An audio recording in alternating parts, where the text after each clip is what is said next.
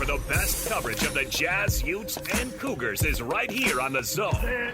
This is JJ and Alex on 97.5, the KSL Sports Zone. Welcome in, everybody. It is, of course, JJ and Alex, 97.5, the KSL Sports Zone. Thank you for being with us on the program, everybody. We're kicking things off this hour. Weiss covers the NBA for The Athletic and also dips in quite a bit with the San Antonio Spurs, if I'm not mistaken. And so, Jared, we appreciate you joining us. I love these trade deadline weeks. I'm trying to figure out if you guys as beat writers and people who cover the NBA, if you love trade week, if you love the end of the trade deadline. You know, it's conflicting because it's the most exciting time and it's the most exhausting time. I'm not kidding. I haven't said this in a while. My thumbs are my right thumb is actually sore, and I think I need to go ice it. Just from the amount of texts and calls that I've been on, my throat hurts. Everything in my body is exhausted just because we are literally on the phone and texting nonstop. Yeah, it's like being a radio host in Salt Lake City. Wow, that's but see, my voice is basically calloused over. It's been 20 years of talking for 3 hours a day, but I was looking at this and I was just thinking, it's called Woj thumb. I think that's who originated it. That was It's like a Liz Frank. You got the Woj thumb. Those are real injuries. So you saw this thing shake down, and here in Utah, we were particularly ear to the ground to see if Danny and Austin Ainge and Justin Zanuck would pull the trigger on something. And sure enough, a couple days before the deadline, Jazz fans were treated to quite the trade for Jaren Jackson Jr. to get here to Salt Lake City. That was a big move for them, but what does the rest of the league look at that move in bolstering this roster? Because here it's being touted as the end of the rebuild. Is it going that far? Is that going too far? It is not the end. I don't know what y'all are talking about. This is Danny Ainge, Austin Ainge, like that. I think that they're going to see another move. There's going to be some sort of reformation here. And it's not going to happen right away. I think there's going to be, Utah's not going to leap into contention right away. Probably. Save that one. Maybe a year from now, you guys are going to be laughing at me for saying that. Who knows? But, it's going to be a process just to teach a team how to win. The fact that the playmakers on the team are kind of younger, this, it's going to take some time for this team to figure it out. But you can see, especially, if Bailey really develops the way that Keontae's developing, you've got a starting five there that's got, serious contention potential in the near future. But one of the big questions is Lauri Markkanen, when he has played, which is not that often, the numbers he's putting up are phenomenal. I just was having lunch with someone in the league today who we were just literally talking about how much of a killer Markkanen's been when he's been healthy. And so now the question is what happens when you kind of ramp him back into all right, he's not only is he playing every game, he's playing seriously, he's playing defense, he's making the decision on offense. There's going to be a period here where it takes this team to break in. And then there's going to have to be an evaluation by the front office of is this going to go in the direction we really think it's going to go, or do we need to make some other big moves? They have the assets available. They have, some young potential all-stars there. They have a lot of things they can do to change things. And also, how is this team going to work defensively? Is it just going to be unbelievable because of the length, or is there going to be some sort of disconnect between all the length they have and the ability to stay in front of the ball? So there's a lot of things they answer, but it was a good value deal. You look at how much all-star players have cost in the last few years, even fringe all-stars. Right. They got pretty good value there for Triple J. Yeah, I mean, I agree with you. I don't think the Jazz are done. I think there's a lot more things that need to move, but I definitely think this was a big move in the right direction, especially with Jaren Jackson. He's supposed to be a defensive guy, so you get help there. And Defensive Player of the Year a couple years ago. And he can really good. And he can score on the offensive side of the ball. He's pretty young. So I think they're moving in the right direction. But, you say it's going to take a while. You don't think that they could have a Mike Vrabel type of turnaround here? Kind of jump back into contention, kind of how they were before the Donovan Mitchell days?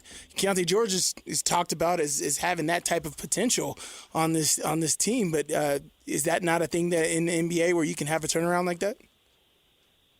You can. I just think it takes some time to learn how to win. But I think the thing that fans often forget is that failure is a very important part of success in the NBA. Mm-hmm. You need to come up short a few times usually to both get the desire to understand the nuances of the postseason and just to like figure out how you need to improve to get over the top. So it's just rare that a team can go from completely out the mix, like very obviously tanking for a long time, to having that winning culture actually working right away.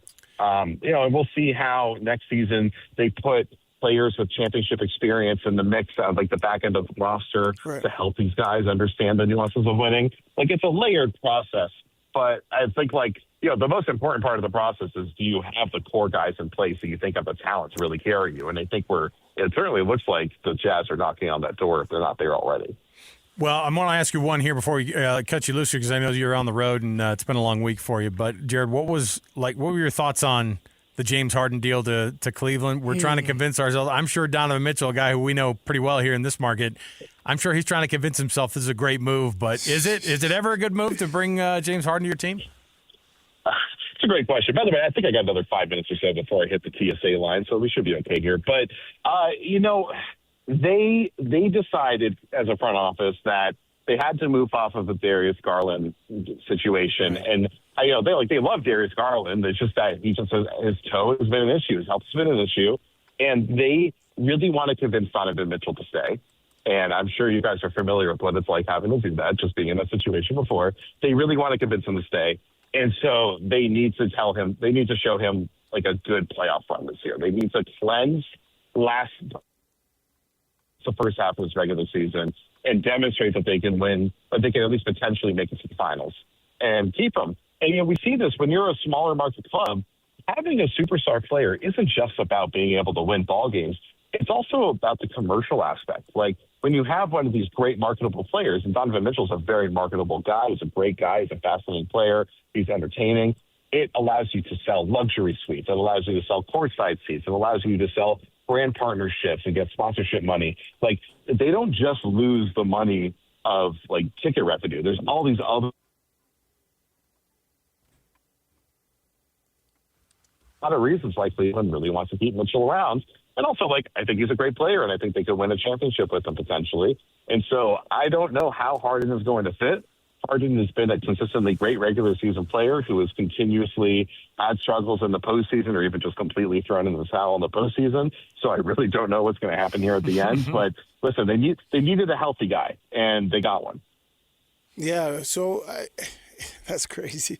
The NBA's been funny, this whole trade stuff. What was the most unique trade that has happened here the last couple weeks?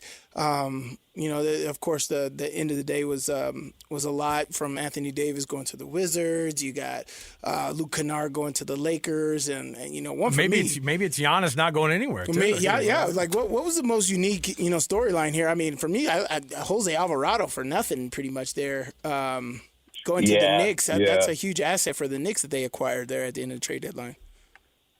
I mean, just personally, as someone who's covering it, it was really surprising that Jeremy Sohan didn't get moved by the Spurs, just because, it seemed like an obvious one. But we won't get that one's not as exciting, so we'll get into the big ones.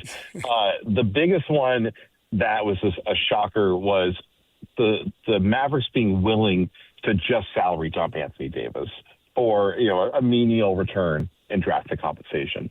And just honestly, I think it's impressively bold that they were willing to do that. Because, obviously the value that they got out of the Luka deal now is just, tragic, right? And it's officially the worst trade in NBA history, probably sports history at this point, unless we're kind of like Bill Russell back in the day. And so, for them to be willing to make that convicted of a decision because they really believe in the franchise's direction if they can move on from the situation, and just seeing the value that they got from just having peace of mind from moving on from the situation, it's just amazing to see it's worth just losing all value essentially, or most value, in a deal like that. And so that was probably the boldest move of the deadline. And it wasn't the Bucks being willing to keep Giannis, which we all knew was going to happen. They weren't. Right. They were never going to get good value for Giannis. We always knew that. Yeah. And then the other one is the Zubac deal. The draft pick that Indiana gave up, where it's top 5 protected or top 4 protected, and then 10 through 30 protected, Indiana was willing to give up a really premium pick, potentially in a premium draft, to bring this guy in, hoping that Halliburton comes back in full force and they're somehow able to get this great return from an Achilles injury and go straight back into contention. Their roster needs work even after this. they really mortgaged their future on this for a guy that's like a really good player in Zubats, but not quite like a franchise definer. So that was probably the most surprising and boldest move. It's been pretty funny to watch. I always love the grades after draft stuff too. It's just like, well, we got to give grades. You know why? Because our grandfathers did it. They gave out trade grades back in the day. So we're just going to continue that as well. Obviously, it's always yet to be seen if somebody inside of an organization can work. Here in Utah, it's not easy to get guys to come in here with big names, but if you do it at the trade deadline. And they certainly did with Jaren Jackson Jr. So, well, we're going to cut you loose here. I know you got to get through that amazing airport line because everybody loves being at the airport, especially this time of year. Jared Weiss covers the NBA for The Athletic, and we appreciate you jumping on here, Jared, and giving us your thoughts on this week. And we'll talk to you again, man. Thanks, guys. Take care.